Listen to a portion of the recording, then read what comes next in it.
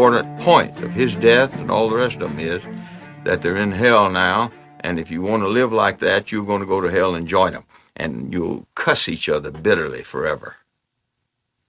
It is not a civil right. It is not an innocent alternate lifestyle. It is a monstrous sin against God Almighty that will destroy your life and damn your soul. Man, when I started preaching this stuff, they all preach it like this. My old pal Billy Graham used to preach it like this. We went to the same Bible school, Bob Jones University in Greenville, South Carolina, and we used to be rather good friends, not real close. I used to lead the prayer in some of his crusades, like in Southern California. I wrote him the other day and said, "We're going to picket your funeral, Billy. We're going to picket your funeral." I believe that even though he was taken from this world, I believe that it was in God's plan. And the main reason I believe that is to make the gay community stronger in this area and make people wake up and realize that, you know, we can do things if we stick together.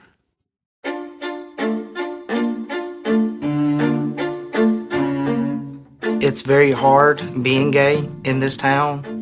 There's nothing for anybody that's gay, lesbian, to really do in this town. I mean, you know, if you don't want nobody to know, then you pretty much keep a life to yourself.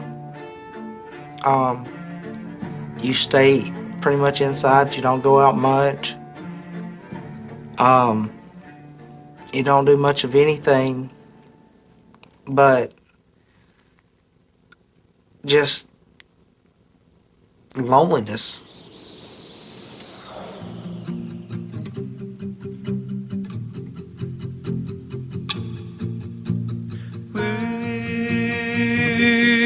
We are, we are, we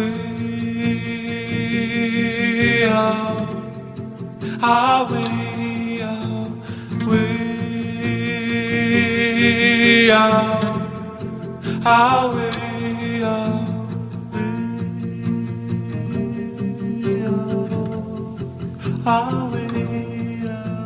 You know, I'm from down around those woods, Mississippi and Alabama, and all my folks are there. Welcome to Meridian, Mississippi, birthplace of the Reverend Fred Phelps and home of Crossroads. Have you ever heard of a place called Crossroads? Mississippi? Yeah, Meridian. In Meridian. A place. You mean for fags?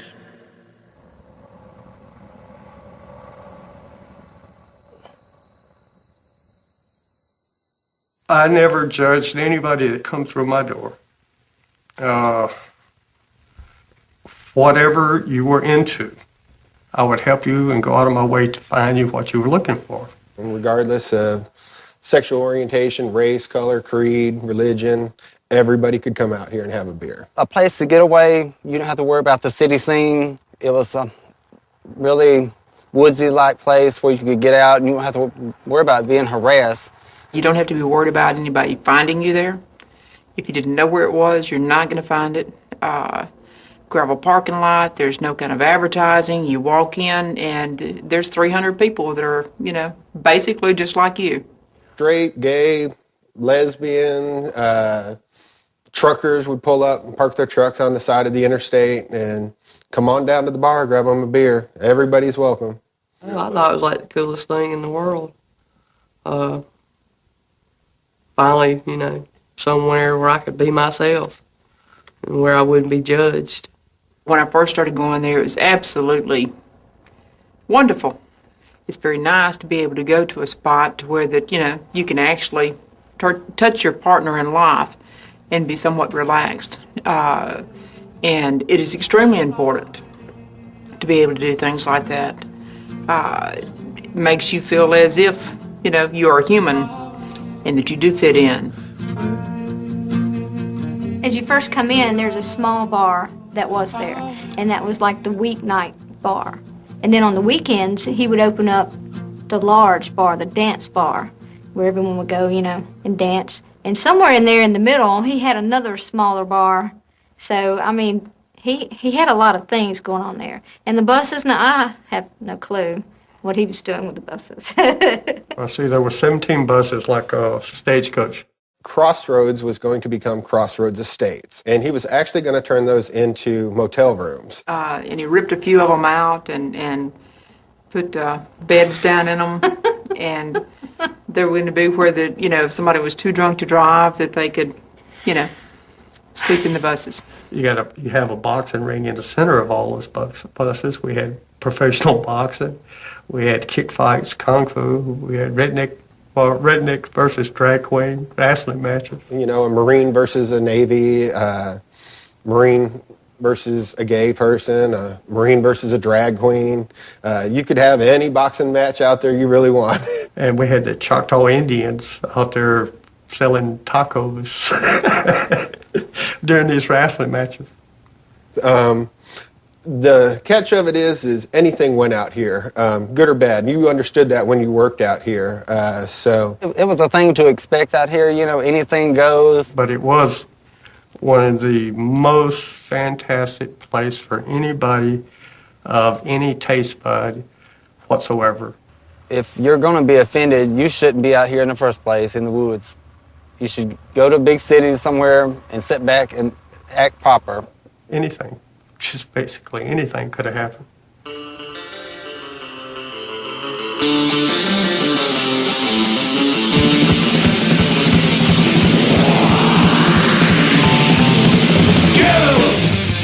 I wanna take you to a gay bar. I wanna take you to a gay bar. I wanna take you to a gay bar, gay bar, gay bar. Let's start a war. Start a nuclear war. At the gay bar, gay bar, gay bar. Wow!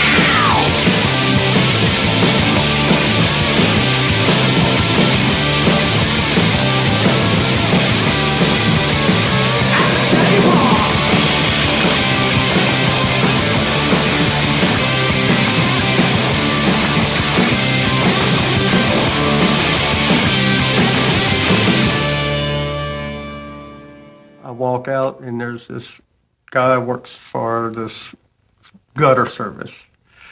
Something like you'd find off Deliverance and not the ones in the canoe. He's naked with a beer bottle shoved up his rear end. And I look at him and I say, look, man, we don't open till 6 o'clock. You could see stuff here that you wouldn't see at any place else in the most X-rated porn movie you've ever seen. They were getting it on. I think that it became desperate. I think that people wanted something, needed something, and then it just got tied in with a lot of desperation. Black lights and glow candle wax just melted over naked flesh all over the bar. Oh, must we really go there? And maybe more and more people came out there, not so much to be there and mingle and have a good time, but as an oddity. And that's the environment that it became, a circus-like environment. Name what the gay community is. It stretches from one extreme to the other, just like heterosexuals. My place is to try to be friendly to everyone that's here, to accept everybody as they are, and not for what you want them to be, but for who they are. Every negative aspect that people, or slurs, or remarks people make about homosexuals and being gay was depicted out there. But how do you judge what was there? You just allowed them to be themselves, which was embedded in them, not me. I just gave them a inside building to be able to achieve anything they wanted to. Became not necessarily a gay bar, but a very seedy place to be, and it had a lot of trash and a lot of underage and things going on that people would commonly associate with the homosexual population. A lot of things happen out here, and it's nothing out of the ordinary.